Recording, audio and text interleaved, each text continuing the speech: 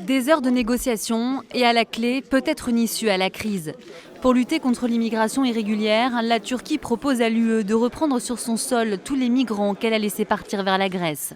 Les migrants économiques seront renvoyés chez eux, mais pour tous les autres, ceux qui fuient la guerre, les 28 devront accepter de les accueillir ensuite dans un pays de l'Union. C'est le système 1 pour 1. Les réfugiés auront donc tout intérêt à déposer une demande d'asile en Turquie. Le temps des migrations irrégulières en Europe est révolu.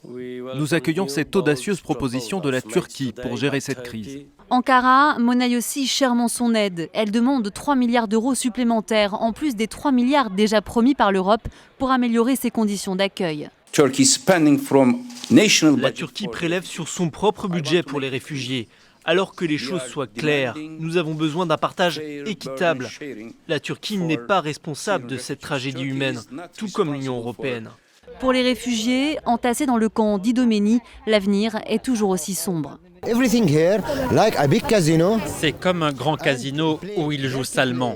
Nous sommes les cartes, personne ne nous voit comme des humains, mais comme des nombres. Nous, on veut juste la sécurité. C'est ça notre rêve.